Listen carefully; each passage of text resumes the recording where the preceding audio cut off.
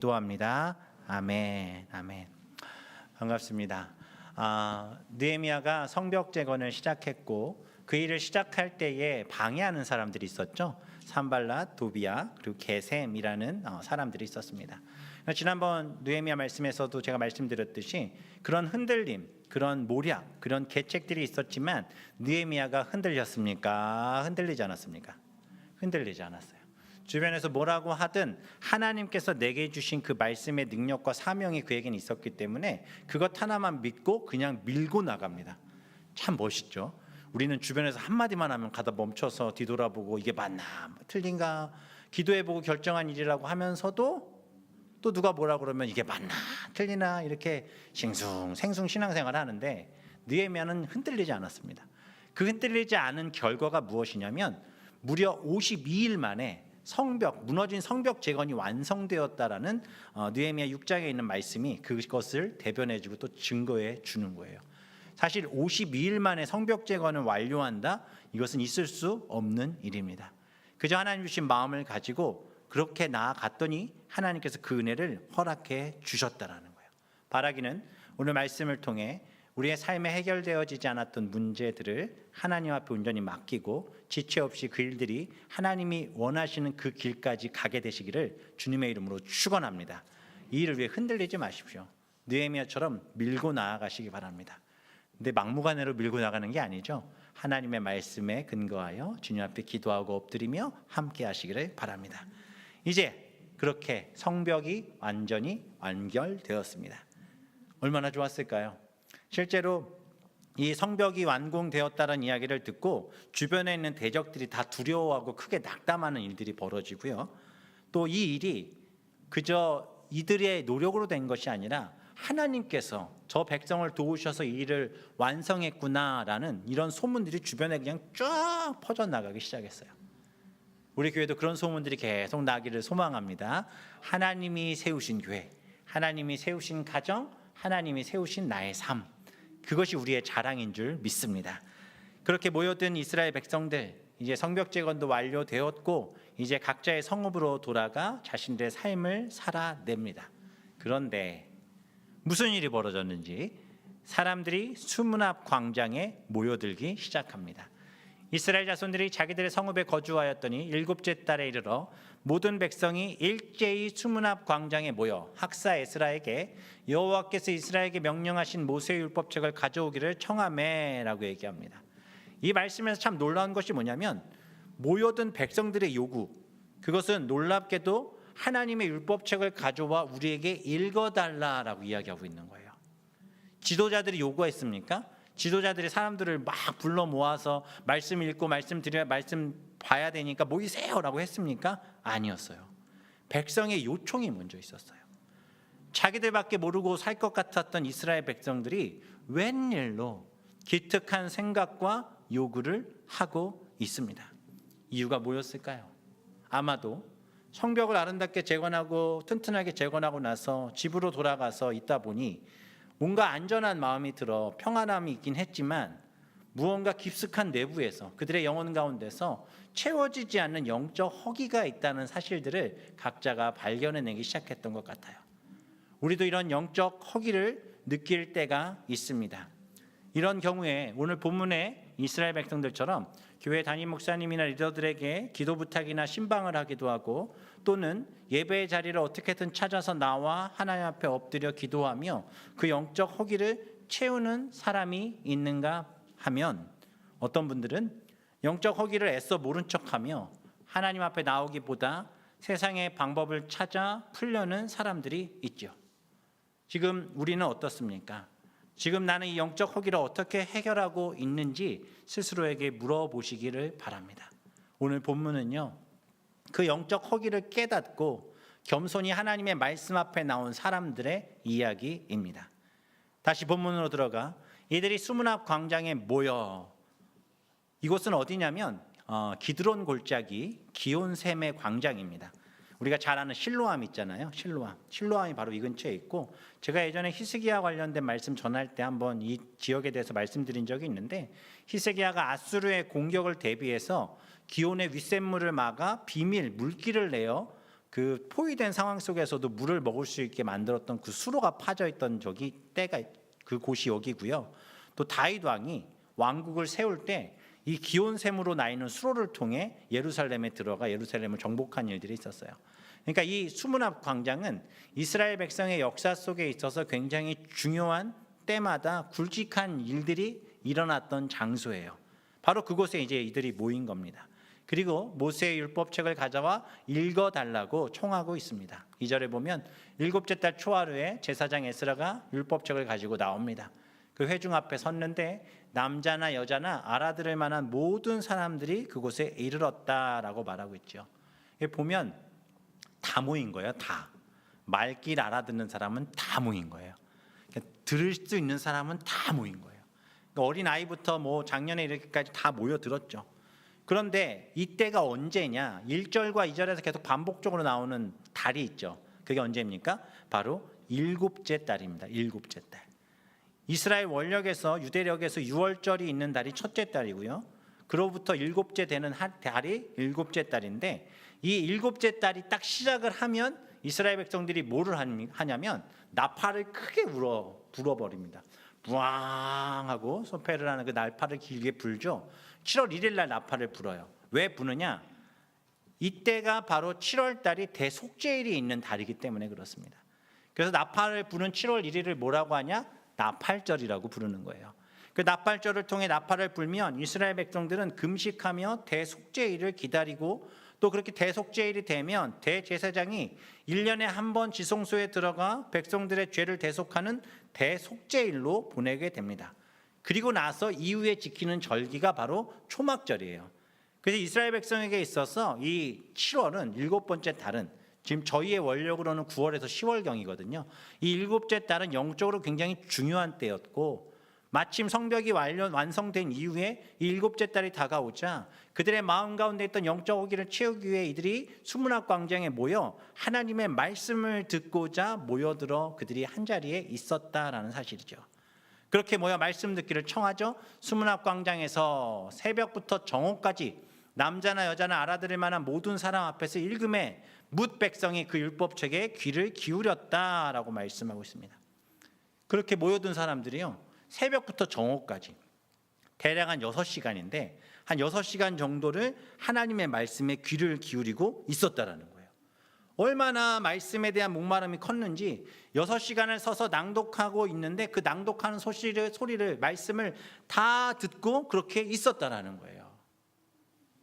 우리도 한번 해봤으면 좋겠습니다. 라고 말하면 다 도망갈 것 같아요.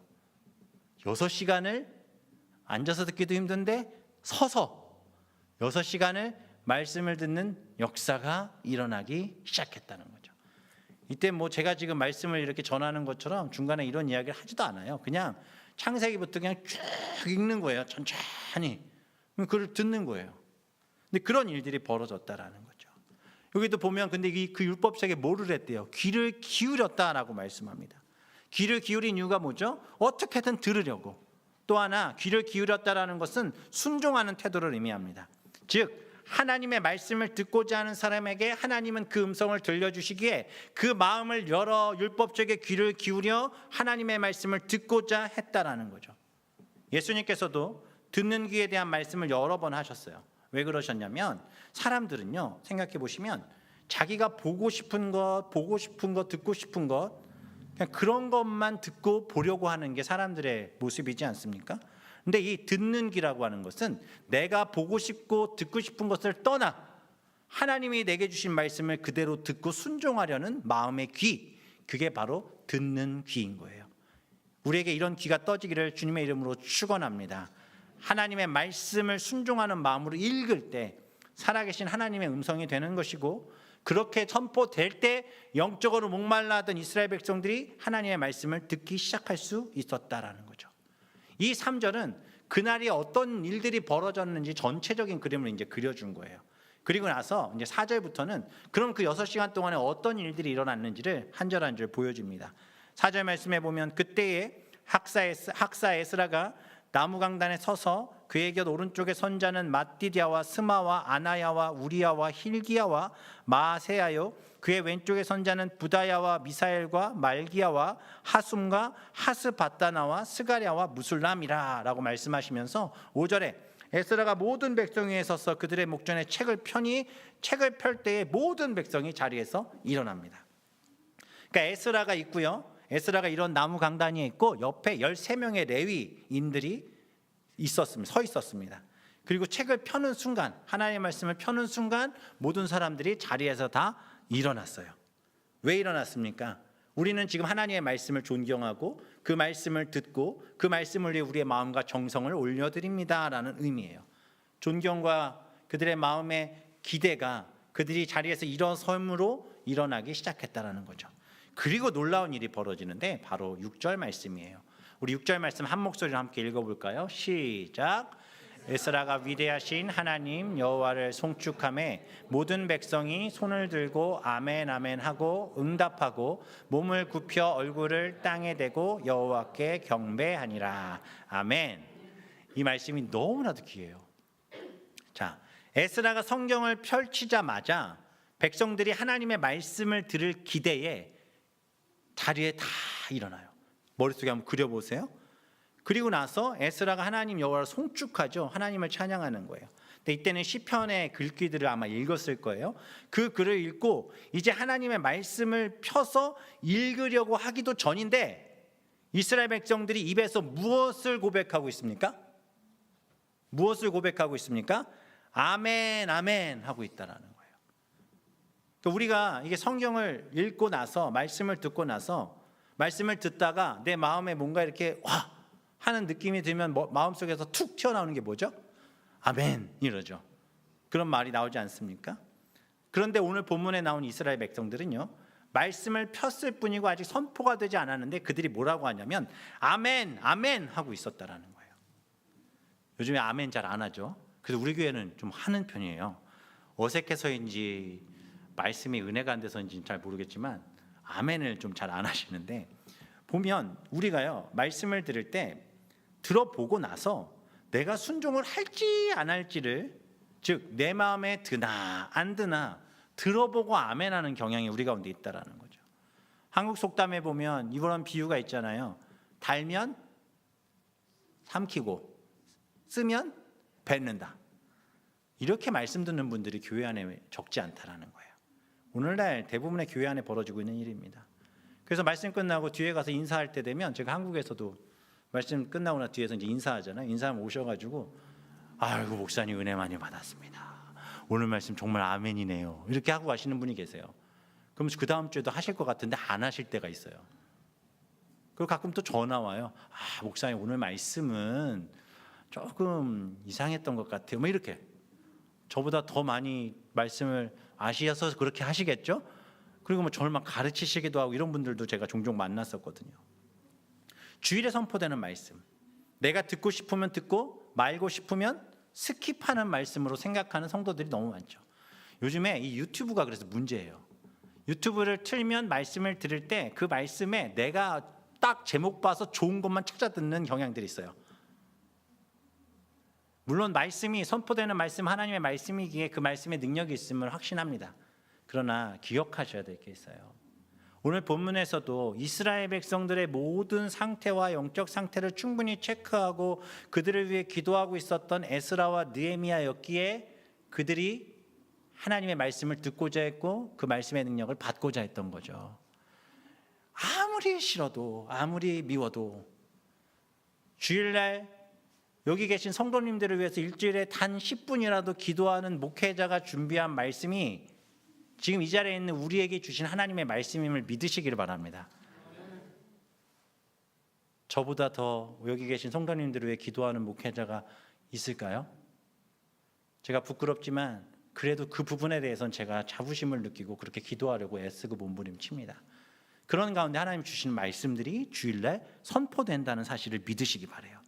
그래서 이 말씀이 내가 듣기 좋으니까 듣고 아멘하고 듣기 싫으면 스킵하거나 목사님 왜 맨날 말씀을 저런 식으로 하나 이런 얘기들 하실 이유가 없는 거예요. 오늘 본문에 보세요. 말씀이 선포됐습니까? 안 됐어요. 그런데 이스라엘 백성이 뭐라고 하고 있어요? 아멘, 아멘 하고 있다라는 거예요. 무슨 의미입니까?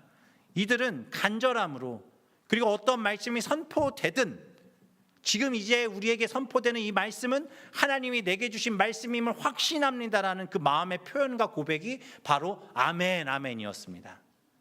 우리 역시 주일날 주님 앞에 나와 말씀을 듣게 되어 이렇게 자리에 앉아 말씀을 들을 때에 그 말씀이 내게 어떠한 말씀으로 들리든 달면 쓰고 달면 삼키고 쓰면 뱉는 말씀이 아니라 온전히 하나님의 말씀을 먹고 그 말씀으로 힘을 얻는 우리 성도들 되시기를 주님의 이름으로 축원합니다. 아멘, 아멘 하는 역사가 일어나기를 소망합니다. 주일에 이 자리에 나와 예배할 때 와서 기도로 하나님의 말씀과 예배를 드릴 준비를 할 때 하나님 지금 오늘 이 시간 주님이 내게 무슨 말씀을 하시든 내가 그 말씀에 순종하여 아멘 하겠습니다 라고 선포할 때 하나님의 역사가 일어나는 거예요. 이제 그 말씀이 선포되기 시작하고 그 자리에 있던 13명의 레위인과 또 하나님의 율법책을 낭독할 때 놀라운 일이 또 벌어지죠. 거기에 있던 레위인들이 그들에게 율법을 깨닫게 해요. 또 뜻을 해석하여 백성에게 그 낭독하는 것을 깨닫게 합니다.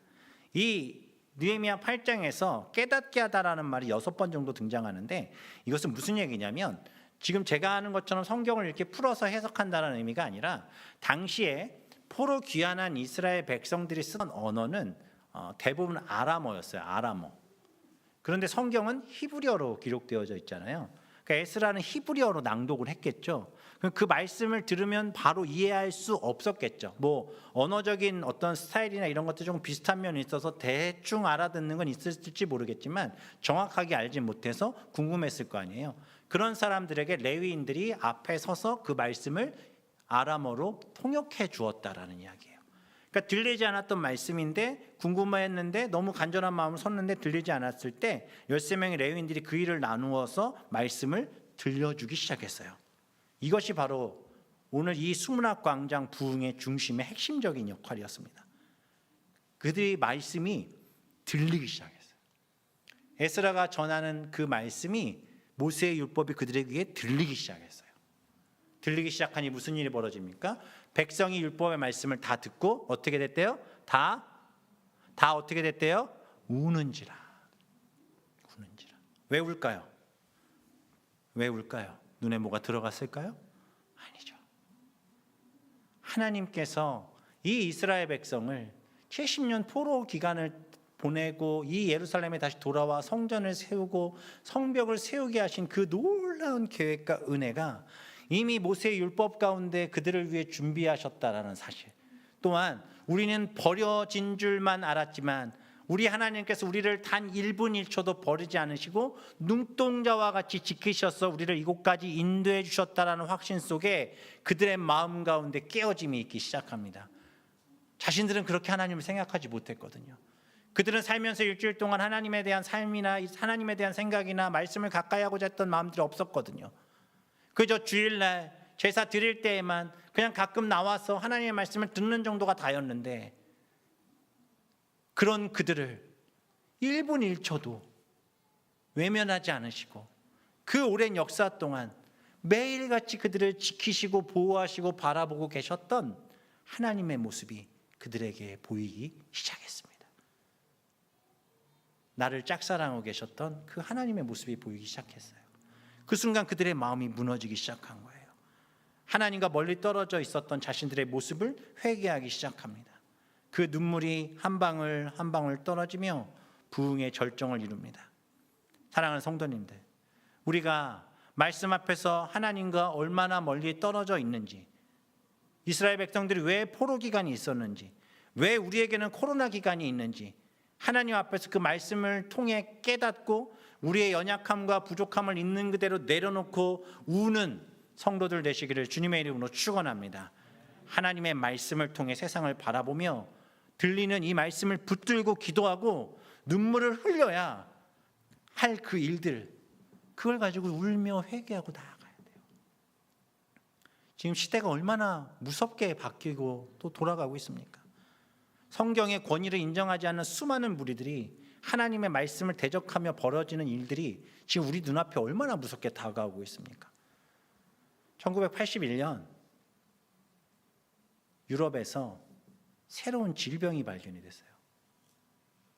그동안 보지 못했던. 한 사람 한 사람 전염되기 시작하더니 전염된 사람들이 점차 많아지기 시작했거든요. 동일한 질병이 최근 유럽에서 벌어지기 시작했죠. 앞서 말씀드렸던 1981년의 질병의 이름은 AIDS, 에이즈입니다. 그 에이즈가 발생한 것과도 너무나도 비슷한 상황 속에서 원숭이 두창이라는 질병이 발병됐어요. 공통점이 뭔지 아십니까? 문란한 파티가 있었고 그 안에서 동성애를 했던 사람들에게서 그 질병이 옮겨지기 시작했어요. 저는 원숭이 두창이 발견됐다는 이야기를 듣고 81년에 발병됐던 이 에이즈와 다를 것이 전혀 없는 이 상황을 보며 하나님께서 왜 우리에게 이것을 다시금 코로나가 끝났는가 싶을 때쯤도 아닌데 여전히 코로나의 잔 것들이 남아있는 이때 원숭이 두창이라는 것을 왜 우리에게 보여주셨는지를 우리는 심각하게 고민하고 생각해 보셔야 돼요. 영적으로 보셔야 됩니다. 하나님의 말씀 앞에 그 말씀을 무시하고 대적하는 무리들이 결국 어떠한 일들이 벌어지고 있는지를 우리는 분명히 깨닫고 보실 수 있어야 돼요. 그래서 우리는 하나님의 말씀 앞에 서야 된다는 겁니다. 하나님의 말씀을 보지 않으면 그 말씀을 듣고 깨어지지 않으면 우리에게 미래는 없습니다. 이스라엘 백성들 정신없이 살았는지 몰라요. 그러나 하나 둘 하나님께서 이스라엘 백성 가운데 행하시는 일들을 보며 그래도 이들은 깨어 있었기에 하나님의 말씀을 요구했고 그 말씀을 듣는 순간 그들이 깨어 울며 하나님 앞에 엎드리기 시작했다는 거죠. 이 밴쿠버를 바라보면 영적으로 정말 심각한 상황 가운데 있다는 것을 우리는 어렵지 않게 찾을 수 있고 볼 수 있습니다. 교회가 저를 포함한 목회자들이 정말 하나님 앞에서 몸부림치며 사역을 하고 있는가에 대한 질문을 던진다면 그 질문에 대해 부끄러운 것이 사실입니다. 제가 선교를 정말 많은 곳을 다녀봤지만 물론 살아보진 않았으니 더 깊이는 모르겠지만 제가 선교지를 돌아다니며 그곳에서 일하고 사역하시는 선교사님들에게 들었던 말씀들 속에서 와 어떻게 이런 일들이 일어날 수 있을까라고 했던 그 각 나라들의 모든 문제들이 밴쿠버엔 다 있더라고요. 우리는 지금 이런 땅에 살아가고 있어요. 그럼 우리가 붙잡아야 될 건 뭐겠어요? 하나님의 말씀밖에 없다라는 거죠. 제가 인도 동쪽의 콜카타라는 곳에 선교를 갔던 적이 있습니다. 그때 방글라데시 인접 도시인 실리구리라는 곳에 갔을 때 그 땅이 선교팀의 발길이 거의 닿지 않는 지역이에요. 저희가 갔을 때 이곳에 왔던 한국 선교팀뿐만 아니라 외국 선교팀 포함해서 거의 한 15년 만에 처음 선교팀이 거기에 간 거예요. 우상이 만연한 땅이잖아요. 근데 그곳에 크리스찬으로서 신앙을 지키며 정말 바등바등되며 살아가고 있는 사람들이 있었습니다. 그들을 만났죠. 그리고 그들에게 말씀을 전했습니다. 한국에서 그들을 위해 비행기로 10시간, 기차로 또 12시간을 타고 우리가 그곳에 갔거든요. 우리가 그런 사람들이 왔다고 하니까 놀래서 동네에 그 사람들이 다 모여온 거예요. 한국 사람들 구경하고 싶어서. 그리고 모여서 말씀을 전하는데 동그랗게 눈을 뜨고 말씀에 집중하던 그 눈빛이 아직도 제 기억 눈에 서네요. 지금 한번 볼까요? 그때 그 눈빛이 있는가 없는가. 제가 말씀을 전하면 선교사님이 힌디어로 통역을 해서 전달을 하시는데 말씀이 전달될 때마다 가슴이 뜨거워지는 경험을 제가 했어요. 제가 그곳에 전했던 말씀이 요한복음 1장 9절 13절이에요. 거기 13절 말씀 다들 아시죠? 영접하는 자 곧 그 이름을 믿는 자들에게는 하나님의 자녀가 되는 권세를 주셨다는 말씀. 이것을 전하기 시작했고 그것을 힌디어로 선교사님이 통역을 하기 시작했는데 갑자기 흐느끼며 우는 소리가 들리기 시작해요. 그래서 저는 인도 아이들이 우는 줄 알았어요. 선교팀 애들이 울고 있더라고요. 그 아이들에게 말씀이 들어가기 시작하고 그 아이들이 울기 시작하고 그리고 통역되어져 전달이 될 때마다 한 명 한 명 무릎을 꿇기 시작하고 자리에 양반다리하고 앉았던 인도 사람들이 무릎을 꿇기 시작하고 어떤 사람은 자리에 일어나서 두 손을 모으기 시작하고 그러더니 여기저기 회개하는 소리가 들리는 거예요. 잠시 후 여기저기서 울며 불며 회개했던 그 기억이 저는 아직도 제 눈에 선합니다. 그렇게 집회가 끝나고 나서 찬양하며 먹을 것을 나누는데 사도행전 2장의 교회의 모습이 그대로 보여진 아주 놀라운 경험을 제가 그 자리에서 했었어요. 저는 근데 이러한 경험이, 선교지에서 이러한 경험이 중국 땅에서도 있었고, 또 콜카타 그 실리구리라는 지역에서도 경험했고, 탄자니아에 갔을 때도 저는 이런 일들을 경험했어요. 한번 말씀을 준비하면서 가만히 한번 생각해 봤어요. 왜 그런 일들이 벌어질 수가 있었을까? 똑같은 사람이 여기 서 있는데, 그럼 내 잘못인가? 내 탓인가? 한 번 더 생각을 해봤더니 답은 이거더라고요. 말씀을 향한 사모함, 하나님의 말씀을 어떻게든 들으려고 몸부림쳤던 그 사람들의 모습들. 우리에게도 동일한 은혜가 이 자리 가운데 있으리라 저는 확신합니다. 우리가 일어나서 무엇을 하고 눈물을 흘리지 않을지라도 우리 마음속 깊은 곳에서 하나님께서 우리에게 말씀하고 계신 줄 믿습니다. 그리고 그 말씀을 믿고 의지하여 흔들리지 않는 반석 위에 서서 주님이 주신 그 말씀의 은혜를 누리고 계시는 우리 성도들 되시기를 주님의 이름으로 축원합니다. 그들이 울기 시작합니다. 그때 총독 느헤미야와 제사장 겸 학사 에스라와 백성을 가르치는 레위 사람들이 모든 백성에게 이르기를 오늘은 너희 하나님 여호와의 성일이니 슬퍼하지 말며 울지 말라 하고 10절 느헤미야가 또 그들에게 이르기를 너희는 가서 살찐 것을 먹고 단 것을 마시되 준비하지 못한 자에게는 나누어 주라. 이날은 우리 주의 성일이니 근심하지 말라. 여호와로 인하여 기뻐하는 것이 너희의 힘이니라 하고. 할렐루야. 하나님의 말씀이 들어가기 시작했고 그 말씀에 깨어지면 당연한 것이죠. 여기서 울지 말라고 하는 것은 회개하지 말라는 게 아니에요.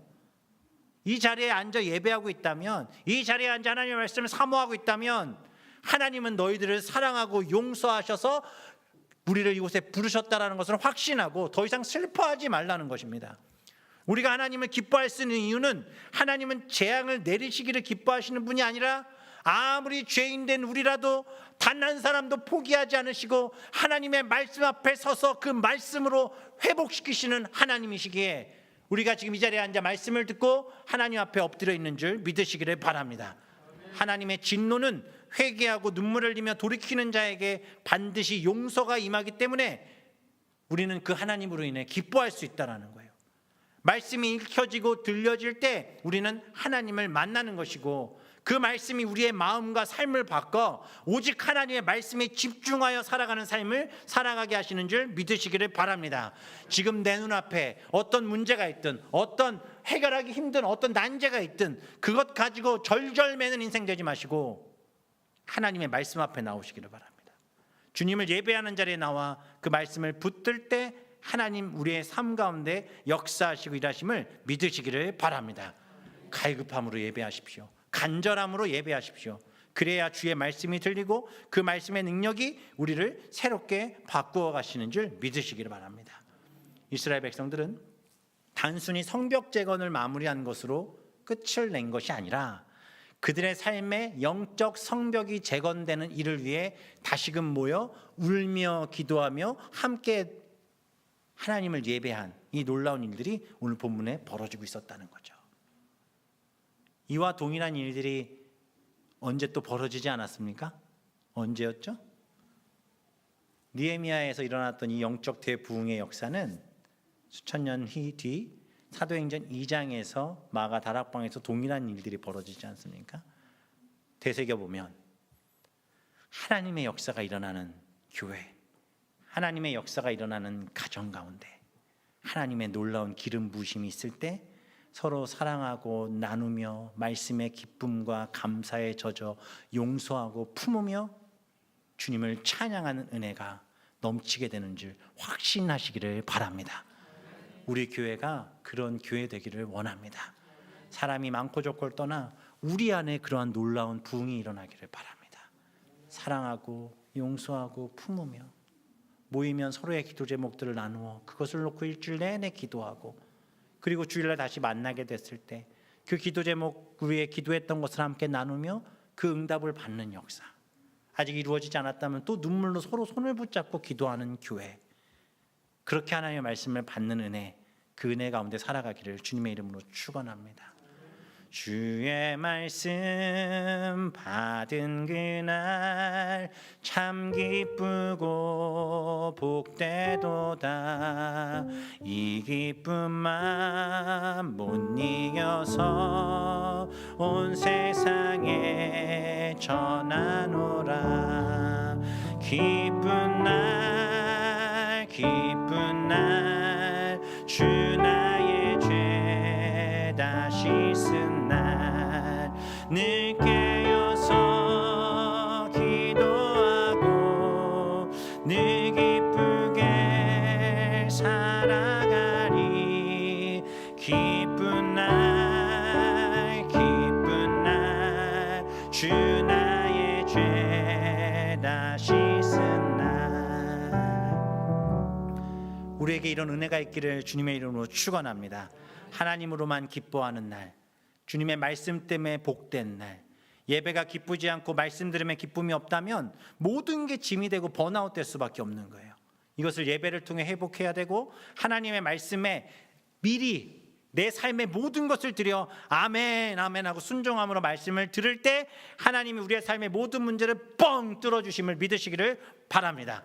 하나님과 동행하며 그 기쁨을 누리시기를 바랍니다. 그 은혜가 우리 가운데 채워져야 그 역사를 경험하는 거예요. 우리 교회 하나님의 형상회복 흘러가는 교회입니다. 이 무너져가고 있는 이 땅 가운데 주의 말씀이 흘러갈 때 세상은 변화되죠.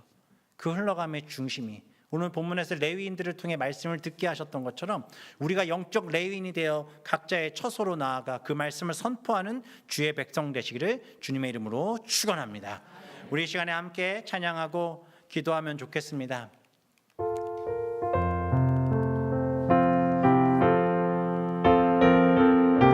찬송가 285장입니다. 주의 말씀, 주의 말씀 받은 그날 참 기쁘고 복되도다.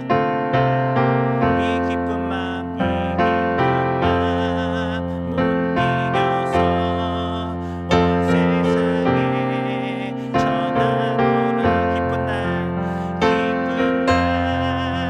기쁜 날 주 나의 죄 다시 쓴 날 늘 깨어서 기도하고 늘 기쁘게 살아가리. 기쁜 날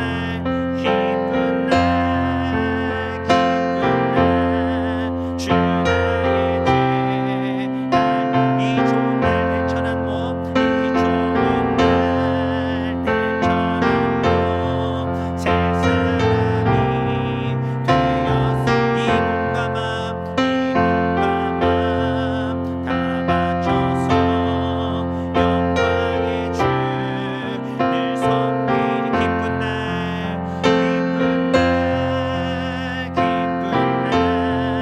주 나의 죄 다시 쓴 날 늘 깨어서 기도하고 늘 기쁘게 살아가리.